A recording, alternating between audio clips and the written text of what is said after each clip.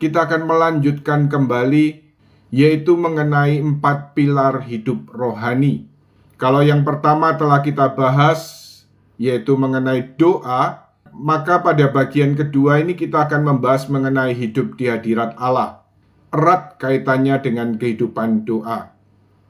Sekarang akan kita lihat lebih dulu berkaitan pengertian hidup di hadirat Allah. Telah kita singgung ya pada pengajaran yang lalu, yaitu mengenai bagaimana karena rahmat sakramen baptis kita dijadikan kenisa Roh Kudus. Kita dijadikan bait Allah. Artinya apa? Allah Tritunggal Maha Kudus hadir dalam lubuk terdalam jiwa kita. Jadi Allah hadir karena rahmat dari sakramen pembaptisan yang kita terima. Dan kemudian hidup di hadirat Allah ini merupakan suatu latihan rohani yang mengajak dan mengarahkan kita untuk terus-menerus berusaha menyadari kehadiran Allah dalam lubuk terdalam jiwa kita. Kehadiran Allah dalam hati kita. Ya, coba Anda bayangkan kalau Allah itu tinggal dalam diri kita, seperti kata Santo Paulus, tidak tahukah kamu bahwa kamu adalah bait Allah? Tidak tahukah kamu bahwa tubuhmu adalah bait Roh Kudus? Kalau disebut bait, ini artinya kan rumah kediaman, tempat tinggal.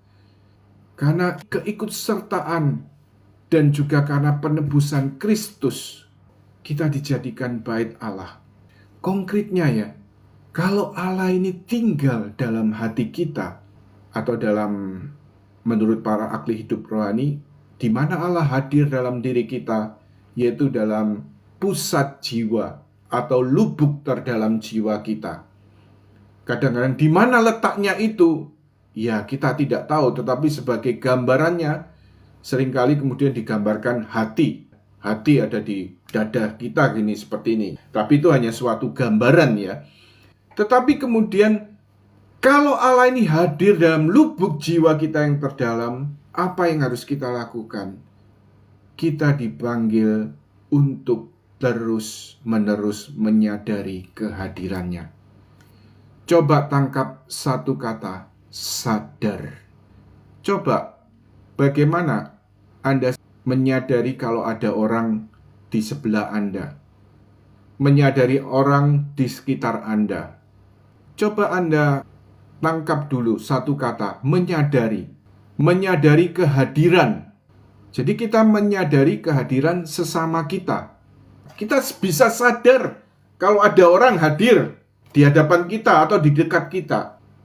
Sekarang coba kalau kita bisa menyadari ada orang yang hadir di depan kita, di samping kita, atau di dekat kita. Coba hal yang sama lakukan. Saya berusaha menyadari kehadiran Tuhan dalam diri kita.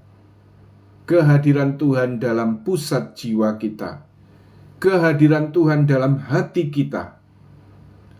Coba ditangkap kata menyadari kehadiran Tuhan dalam hati kita ini. Dan kalau Tuhan ini sungguh-sungguh hadir dalam hati kita karena sakramen baptis yang kita terima, maka satu langkah yang perlu kita lakukan. Kalau kita lihat pilar hidup rohani yang pertama, doa. Doa ini membutuhkan waktu khusus. Kalau pada siaran live lalu saya ungkapkan, ya masa sih Tuhan diberikan yang sisa-sisa? Mau nggak memberikan juga waktu?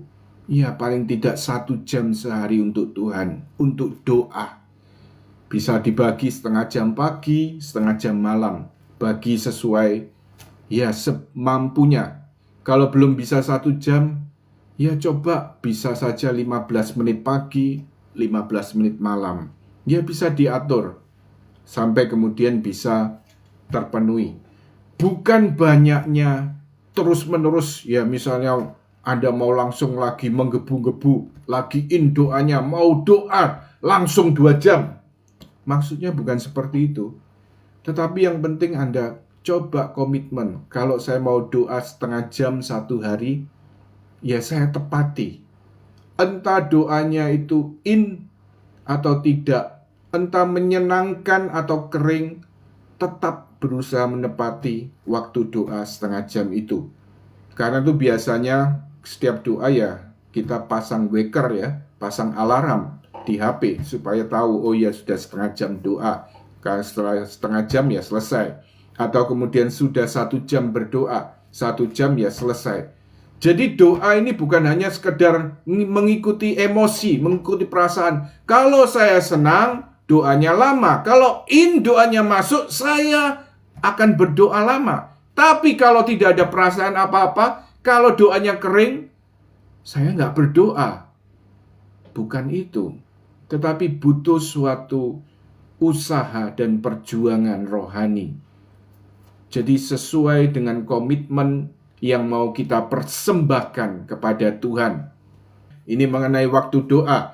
Nah, tetapi dari kehidupan doa, persembahan waktu doa kita secara khusus untuk Tuhan, mengalir dari sini kita dapat melakukan doa yang terus-menerus. Ya, dikatakan dalam ajaran gereja berkaitan hidup di hadirat Allah, yaitu dalam Katekismus Gereja Katolik 2697. Doa adalah kehidupan hati yang baru. Ia harus tetap menjiwai kita, tetapi kita cenderung melupakan Dia yang adalah kehidupan dan keseluruhan kita.